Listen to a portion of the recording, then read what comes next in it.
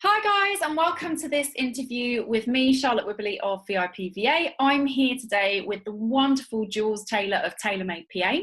Now, Jules is one of my fabulous nurture grads, and she's here today to talk to us a little bit about her VA journey, her experience of the nurture program, and basically what makes her tick. So, welcome, Jules. Thank you for having me. Oh, not at all. Lovely to see you today. It's raining outside, but it's fabulous. I know, it's absolutely miserable. But it hasn't had to commute this morning, I know that much. I was just going to say the same. At least it means that we don't have to step outside. So tell me a little bit about you and kind of your business and really what's brought you to this place. Okay, well, I've been a corporate PA for the last 12 years, starting like probably a lot of people as a temp. Was made redundant from a business development job in football, actually. Decided, wasn't quite sure whether I wanted to go back into football or what to do next. So I took a temp job, which moved into PA work, which moved into contracts, which led to a 9-month contract lasting 9 years. That was classic. The longest 9 months of my life. And over the course of that journey, virtual assistant, I'd seen it a few times and kind of thought about it. And I guess like everybody, the financial side of things, I kept thinking, oh, do I do it? Do I not do it? And then I just got to the stage where I was just like, I was kind of looking at it again. And then I bumped into VIP VA. I obviously bumped into Claire Grace at the Office show last year. Yes, okay. Yeah, and so she got sort of talking to me about her journey and VIP VA and the training, and I basically went home, and within 24 hours I think I'd bought my domain, set up obviously because I was still working full-time, set up a separate Facebook account, LinkedIn account, and then signed up for the nurture program, and I went full-time. This is my second week. So I spent last year basically setting it up. I did it very slowly. Obviously GDPR was kind of at the forefront. So I spent a lot of time looking at GDPR and what I needed to do. I think, did it have an advantage maybe in the fact that I could look at what I needed to do to set up as opposed to having to make changes. So I did all the GDPR, I did my nurture training, I did everything. And then I launched business on the 1st of January. I kind of, again, it was just a case of, right, I need a date, I need to do it. And then I quit my job and I've been here 2 weeks, full time, working in my lovely little cupboard. That's amazing. That's in your lovely little cupboard.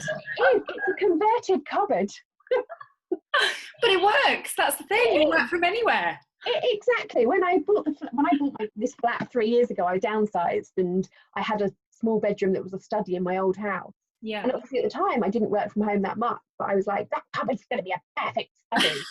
My dad Even then, you knew, didn't you? Exactly. I mean, I share it with the laundry, but no, it's fine. It fits my desk in from the old house. I've got the storage. So yeah, people do laugh when I see these like nice garden sheds people work. Yeah. And I'm like, yeah, I work from a converted water cupboard. Well, do you know what? I love looking at those garden sheds or those she sheds or whatever they are. But you just think, oh, if I had a big enough garden, it'd be amazing. But I've always worked from my spare room, which is now, it used to be more spare room than office, and these days it's now more office than spare room. Yeah, when I bought my house, my previous house, I worked from home doing business development roles. So I bought that house basically because I was looking at 2 bedrooms and this one was 3, but the 3rd bedroom was so tiny, it was basically, it could fit a nursery sized bed in. But for me working from home, it was the perfect study. Yeah. Obviously I was a PA, didn't work from home that much, downsizing to a 1-bedroom flat was fine. Yeah. But thank God for my converted cupboard, which I do love. It does need decorating now I'm in it full time. Yes, decorating and branding. Exactly. I did have very flash lights put in when we converted it. It didn't have much lighting, so I did get my dad to put these beautiful lights up, which my dad was kind of like, it's a cupboard. It's a cupboard. But it's my cupboard. Yeah, exactly. I have got some leftover, I know it sounds crazy, Swarovski crystal wallpaper. Never made it up on the wall anywhere else, and I'm now like, that's going up in the study. Yep. See, all of this, just fate, you see. Exactly. My one roll that cost me a fortune that I've never used.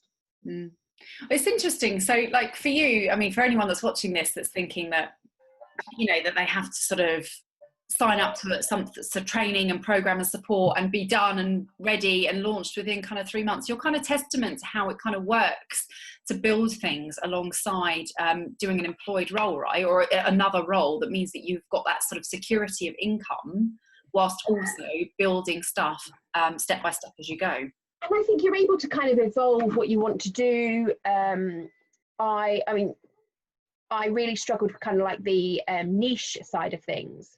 And it gave me real chance to kind of really think about it, decide what I wanted to do, how I wanted to do it. I played with my website to the stage where I drove myself insane. I mean, even now I did my website myself through, it's hosted through the people I bought the domain off. Yes. The beauty is I can go in and make changes myself. The downside is I can go in and make changes myself. Tweaking constantly. So I constantly tweak it. Is this right? Does it not have enough imagery? And then I catch a glimpse of it sometimes on my phone and think, I don't like how those images look. So I sort of, I do evolve kind of what I'm doing. I'm probably taking it down a slightly different line than I thought I would originally. I didn't think I'd do anything social media connected. I didn't know much about it. I planned to learn, but actually my first client that I signed, which was in my dream niche and kind of directed how I wanted to do my niche, actually I do a lot of social media stuff for her. So it's quite interesting. You can set your business, you can say you're going to do this and you're going to do that, but that's not necessarily what you do.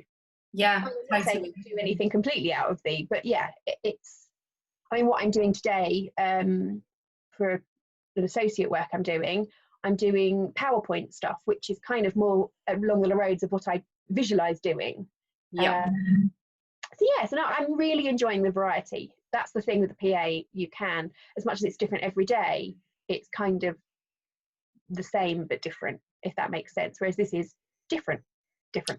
Well, it's different tasks, different clients, exactly. different deadlines, different pace of work. It depends. Like you say, the variety within your own business means that it's never boring. No, that's it. And obviously different and everything like that. So So 2 weeks in, so far so good. That's brilliant. And obviously, I know you're only a couple of weeks into going full time into it, but in fact, you've been running your business since the beginning of the year. So during that time, and obviously you've been training alongside your other contract, what would you say you would put down as the best thing about running your own business? The flexibility to work when you want, with whom you want, and just doing what you want to do. It's having that complete flexibility. And for me, I looked from the point of view that, did I want to commute forever? So actually this means I don't have to have that worry about whether once I'm in my 50s, I've sort of given myself a longer career in effect, because I've got that flexibility that I do work from home. I can just adjust my hours and I can just do what works for me. And that's the beauty, is when you're commuting, you're very much got to do what they want you to do when you want to do it. Whereas this gives me the beauty to work with in business sectors that I sort of dreamed of work. You're not going to get in London, clearly. I mean, you don't get many equestrian businesses in the centre of London.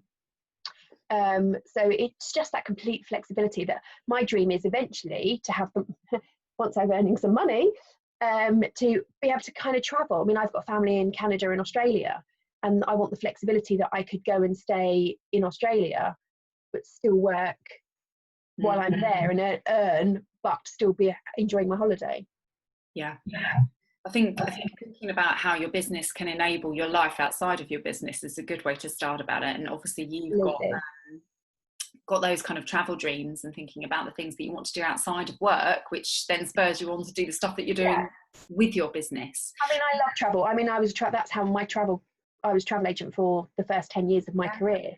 And that's something actually what I'm looking to try and bring into my business. I'm currently speaking to people at the moment about travel home working opportunities. Because to me it seems a great sort of add-on. If I'm going to sort of do people's business travel or research their holidays, at least I want to be in the position where I can book it. It seems crazy as an ex-travel agent not to be able to do that myself.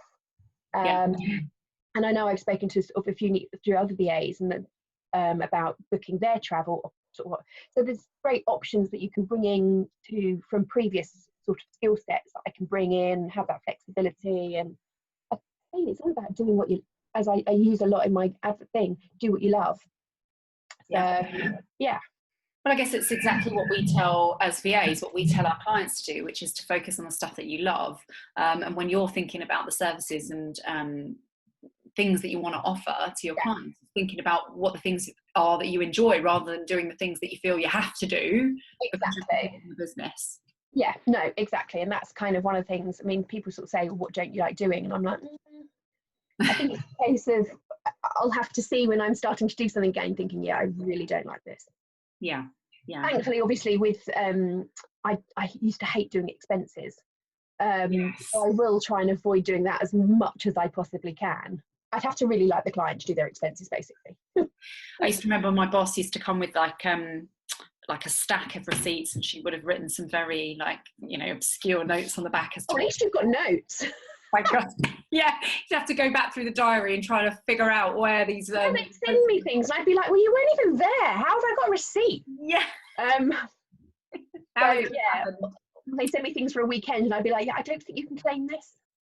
So yeah, I'm not going to miss expenses, and I certainly won't be advertising that as a service. No.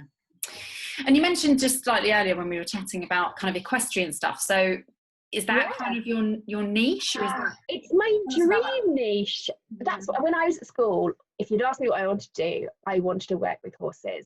Yeah. I wanted to teach riding. I wanted to groom horses. I just wanted to be surrounded by horses. And it never happened. I did get accepted at agricultural college. I was just 16 and I could kick myself now, but I turned my place down. Oh no! I always say you don't live your life for regrets. I do regret that. But I signed up for another college course that was meant to have an equestrian studies option, and they cancelled the equestrian part the week the course started. So I found myself on a course with no equestrian and no idea of what I was going to do, how I became a travel agent. Travel was one option on the course, and I guess I had to do something. So I kind of sort of fell into the rest of my career. It was all everything kind of was a bit of it just evolved from things that I never planned to do. I volunteer with the Horse Trust, which was kind of, it gave me a bit of a, and then I was very lucky, and I was a games maker at the London Olympic and Paralympic Games working in equestrian, and I think it just ignited my passion that I wanted to do something. So did I set up my business to work with horses? Absolutely not. Did I think that was a niche? No. But when I realised that could be an option, it just seemed the obvious way to go. In fact, my brand colours, which is royal blue, it has an equestrian background to it. Yes. For those that were old enough to remember, the 1981 Grand National was won by Bob Champion and Alden Eaty. They had overcome, Bob Champion had testicular cancer, the horse had a career-threatening injury, and one of those stars aligned, and they came back to win the Grand National. Now, they made a film of it, which I watched on repeat as a child. My mum used to say, he still wins, right? Doesn't matter. He rode in royal blue and white. So when I rode as a teenager, I always rode in royal blue and white. It was kind of like, I suppose, an inspiring colour. So when I set up a business, I did toy with another colour, but it just kind of all goes with that equestrian thing from childhood. All my horsey stuff that I owned as a teenager was always royal blue.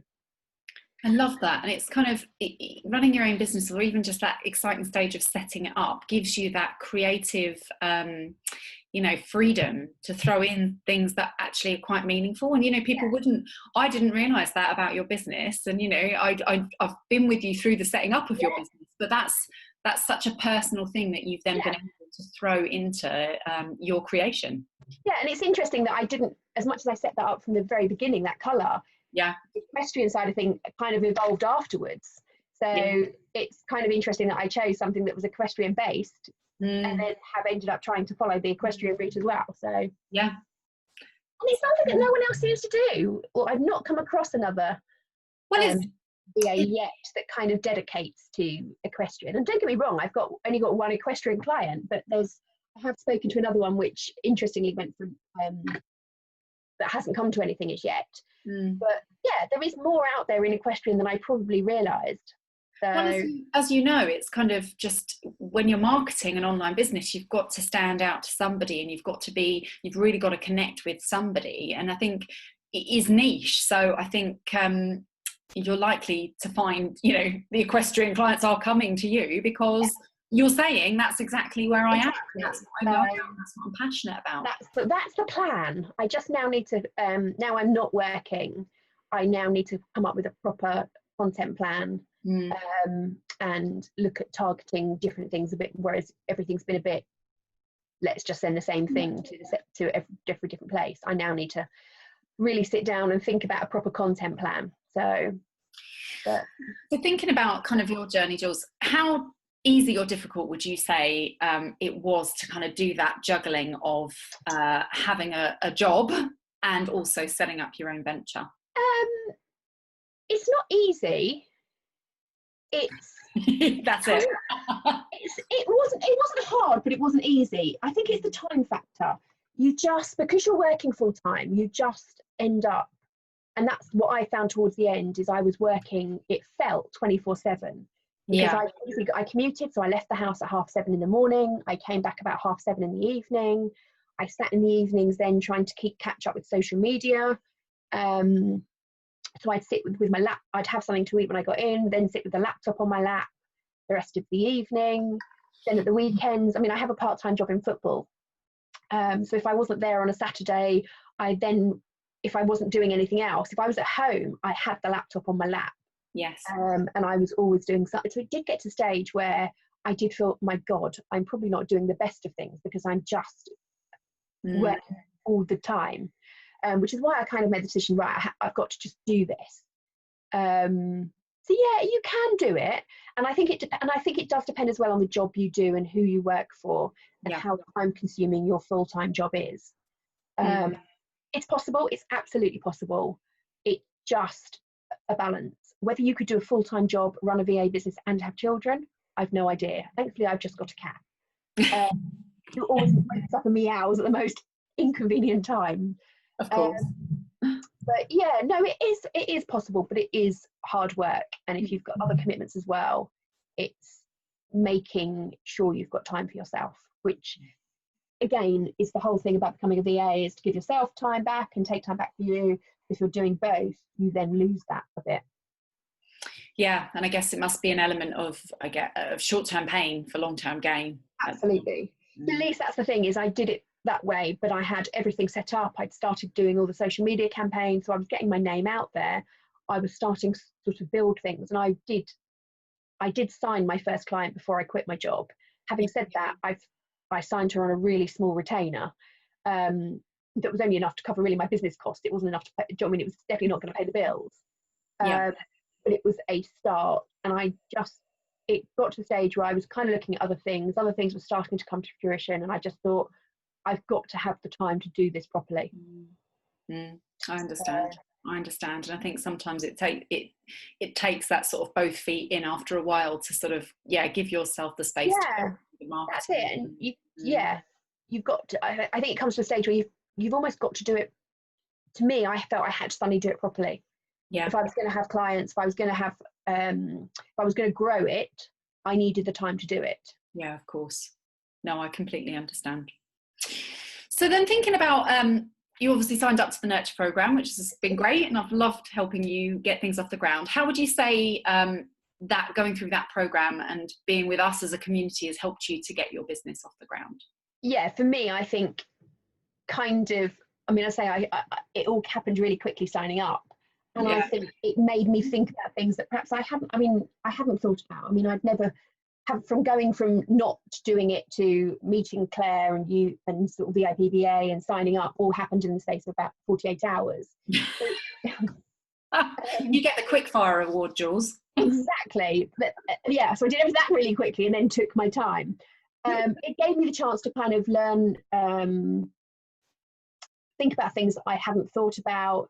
GDPR was huge, obviously. That was just coming in. It was about that time when you signed up, wasn't it? It was March. I signed up, I think it was like the 1st of March, and obviously that was May. So it gave me the chance I did all the Coffee Clutch VIP VA sort of training. Yeah. So I was able to kind of look at what was right and what was wrong, and I could make a decision based on GDPR. So I didn't have pain of having processes in place. Yeah. That I was having to change. I could actually make my processes GDPR compliant from the beginning. So understanding that and kind of working around that, I probably did kind of almost start everything on the back burner while I was doing the sort of the GDPR stuff and making sure that was working, and then kind of picked it back up again. That makes sense. I was still working my old job at the time, and it was hilarious because I was suddenly questioning our data governance on GDPR, and you could see him thinking, "What's she on about? Yeah. Why? And I was asking all these random questions, and you could see the other PAs I worked with looking at me, they'd say, "What on earth?" But I had to be really careful because obviously I was in all these VA groups and I was in all these GDPR groups and I was learning all this stuff. If I knew more than head of governance to be fair at work. I was like, you haven't thought, and what about this and what about that, and we do this and what about this, and it was just like, oh God. Yeah, so I think GDPR coming up in the middle of it was helpful and a hindrance in a way because it kind of made me I had to focus on something that was almost bigger in a way. For a little while, but no, it was. I'm glad in a way that I was able to do it without having to change my processes and think too hard about what I was doing and where things were. On the other hand, it was a bit hard because when I was doing the spreadsheet, it was kind of like, what do you do with your client data? Well, I don't have any. I don't know yet.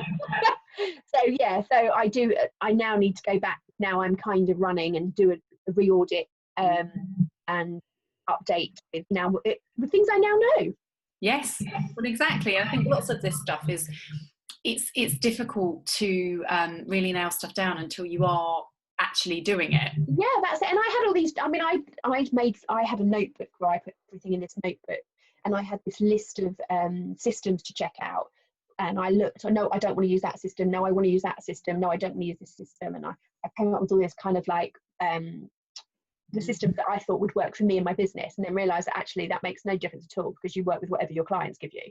Yes. To say, my clients give me the complete different systems to anything I looked at when I was setting up. So yeah, that was a learning curve. Yes, GDPR was wonderful, and there's still people that haven't got anything in place and haven't really looked at it, almost like hiding their heads in the sand. But I think for you guys that were starting at that sort of time, like you say, the icing on the cake, I suppose, is that you didn't have to unpick stuff and go with it as you built. Exactly. So I did kind of put everything not on hold, but I kind of thought, right, let's kind of take a step back for a second and let's learn about GDPR and let's get that clear in my head and then carry on. So, and I guess now you're in it full time, it's just going to be a case of kind of seeing where the next few weeks and months take you. And I'm kind of going with the flow a bit at the moment. I mean, I have made some contact with temping agencies if I really need to. So I mean, today I've got a full diary. It's interesting. Yeah, that's the way it goes. I am temping with an old friend actually on Friday in the business she works in. But yeah, it's doing what you need to do, but it's so great knowing you're doing it for yourself and looking at how it works and choosing what you do when you do it. I was laughing in our members group the other day because of the Pretty Woman quote where it goes, I say who, I say when, I say how much. But that's basically what we do, right? Yeah, absolutely. That's it. Yeah. Cool. Well, look, bearing in mind you've got a busy diary today, thank you for taking the time out to talk with me. No, good. We're going to have one piece of advice that we're going to give someone that was just starting out on their VA journey. What would that one piece of advice be? take the leap of faith and do it. I think you can think about these things and you can overthink it. And I think I did get to the stage almost where I was starting to overthink it. And I think you just sometimes have to say, I have to do this, or I have to do it now. I guess even thinking about your college course and the equestrian thing, and like it's better to not be, it's better to regret the things you've done than to regret the things that you haven't done. Exactly. And life's not about regrets, life's a journey. No, I completely agree. Well, look, I hope the rest of your month and weeks ahead are as successful as your first couple of weeks in business. As I say, it's been a pleasure to be supporting you on your journey. If people want to get in touch with you to have a natter or to find out more about what you do, where can they find you? I'm on Facebook. I'm under Jules Taylor. And then I'm under, I think it comes up as TaylorMade PA Virtual Assistant Services. Okay. I'm on LinkedIn under Jules Taylor. Again, TaylorMade PA has a business page. Brilliant. I'm on Twitter, which is J TaylorMade PA. I am starting to explore Instagram. I swore I wouldn't, but I am. But is it bad that I actually don't know what it must be TaylorMade PA. And so, website is TaylorMade PA, and it's co.uk. Okay. There is a .com out there, but we won't talk about that. Okay. So it's taylormadepa.co.uk. I'm proud of being in the UK, so I wanted .co.uk. So yeah, I'm a .co.uk, to be clear. Yeah, no, that's what I chose. I mean, I chose not to buy the .com. So, but yeah. Fabulous. Wonderful. Well, look, thank you so much for talking with me today, Jules. And okay. You've been I wouldn't be here without you, so it's been a pleasure. Oh, thank you, my love. And yeah, wishing you success going forward as well. Thank you very much. All right, see you later.